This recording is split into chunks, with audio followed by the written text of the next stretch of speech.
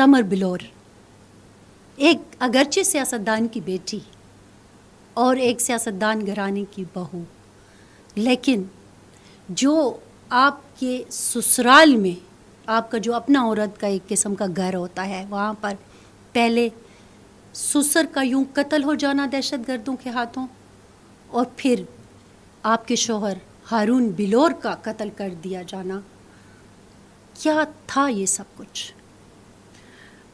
फरजाना, ये मेरी ज़िंदगी का एक ये वो लम्हात हैं जो मैं ना कभी भूल सकती हूँ और ना दोहरा सकती हूँ। एक क़यामत की ये रातें थीं, क़यामत की ये ख़बरें थीं।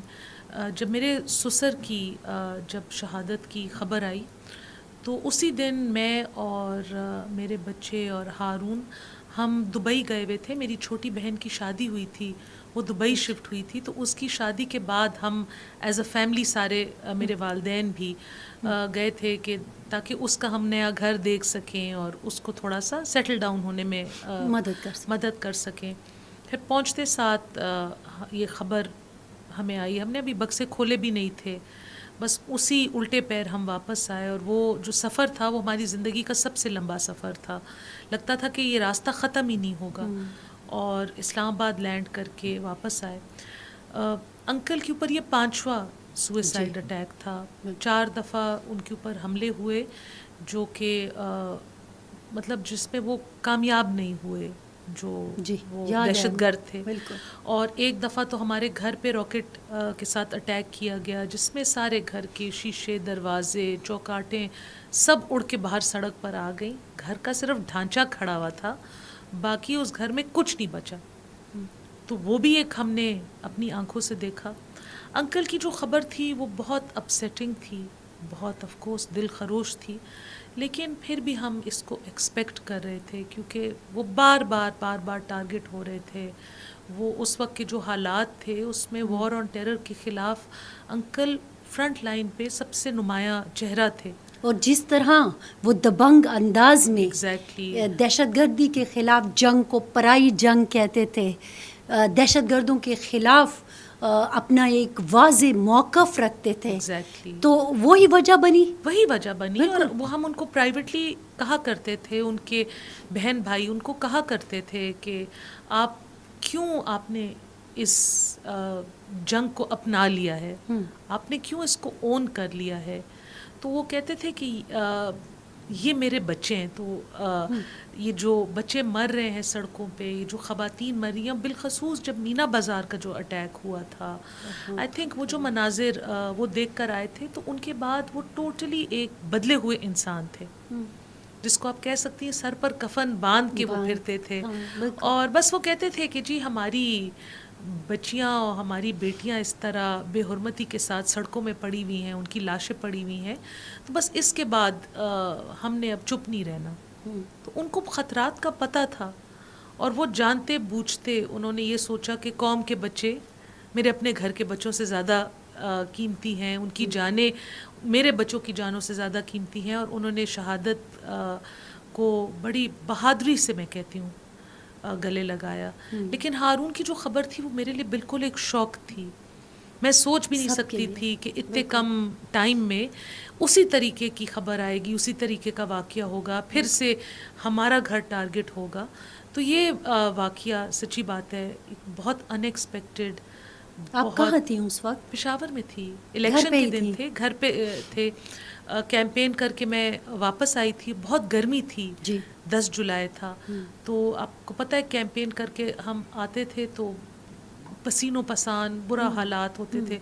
तो मैंने शावर करके कपड़े बदले हुए थे और जब बॉम्ब ब्लास्ट की इतलाई तो मैं अपने सारे कज़न्स के साथ बैठी हुई थी, हारून के कज़न्स के साथ, जो कि हाजी साहब की बेटियां हैं, और ये लोग जॉइंट फैमिली सिस्टम में जी। एक घर में पले बड़े थे। तो ये कहती थी कि हम 3 बहनें और 3 भाई हैं, और बस अल्लाह की शान है कि आज वो तीनों लड़के इस दुनिया में नहीं हैं, वो बच्चियां रह गई हैं और तीनों लड़के इस दुनिया में नहीं हैं।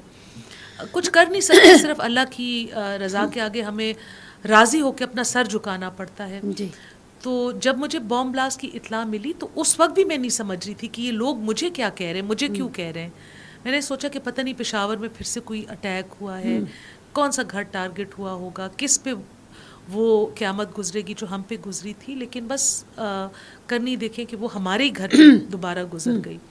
تو بہت مشکل تھا اس واقعے سے سر اٹھانا, اس کے بعد اپنی لائف کو. اور وہ ایک لمحہ جب کس نے آپ کو آ کے یہ بتایا کہ یہ ہارون کے ساتھ ہوا ہے, اور ہارون گھر اس پہ دنیا تو میں. کسی کی ہمت نہیں ہوئی. اچھا. تو میں ایل آر ایچ گئی, اور جب میں ایل آر ایچ گئی تو وہاں گھر سے تو ہم آپ کو پتہ ہے آپ امید لے کے جاتے ہیں جی کہ جی زخمی ہوں گے, ٹھیک ہو جائیں گے, یا کم چوٹیں لگی ہوں گی.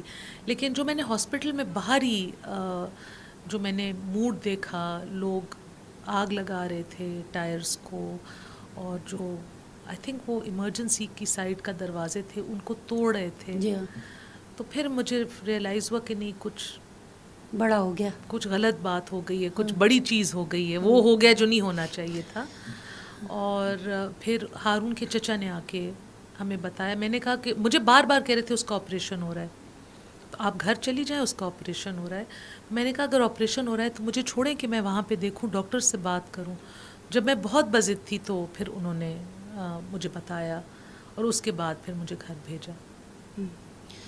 یہ لمحہ صرف آپ کے لیے نہیں, میرے خیال میں ہم سب کے لیے ایک بہت ہی دردناک تھا. مجھے بھی یاد ہے کہ بینگ میڈیا پرسن, جب فرسٹ انفارمیشن ملی, ہمارے رپورٹر ظاہر ہے وہاں پہ کور کر رہے تھے نا, تو کہ اس طرح سے ہو گیا ہے اور یہ سارا کچھ ہوا ہے, اور ہارون جو ہے وہ نہیں رہے, تو کافی دیر تک ہم خبر نہیں دے رہے تھے.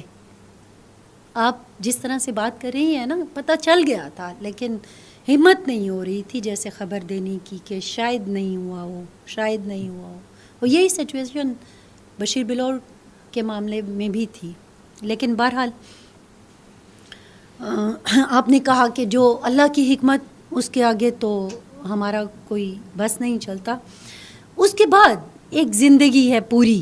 آپ تو ماشاءاللہ اتنی ینگ تھیں اور ابھی بھی ہیں, تو اس وقت پھر ایک سلسلہ جو شروع ہوا, مطلب آپ بچے تھے, آپ کا ایک پورا خاندان تھا, سسر بھی نہیں رہا, بیٹا بھی نہیں رہا, پھر کیا ہوا؟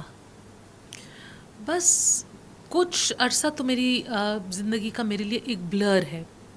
میں اچھا. صحیح سے یاد نہیں رکھ سکتی کہ کیا ہوا. بس اٹھتے تھے, سوتے تھے, روتے تھے, اور پھر سے یہ سب کچھ کرتے تھے. پھر جب کیونکہ ہارون کا یہ جو سانحہ تھا, اور یہ صرف ہارون کا سانحہ نہیں تھا, اس کے ساتھ 25 اور لوگ جی شہید ہوئے تھے. بالکل. ہارون کا تو پھر بھی کوئی نام لے لیتا ہے. ہم نے بہت اسٹرگل کی ہے کہ ہم اس کا نام سیاسی طور پہ زندہ رکھ سکیں, لیکن ان لوگوں کا تو کسی نے نام ہی نہیں لیا, اور اتنا پشاور شہر ناپرساں بن گیا ہے کہ اس جگہ پہ, اس واقعے پہ ہم ان شہداء کے نام کی تختی بھی نہیں لگا سکے اب تک.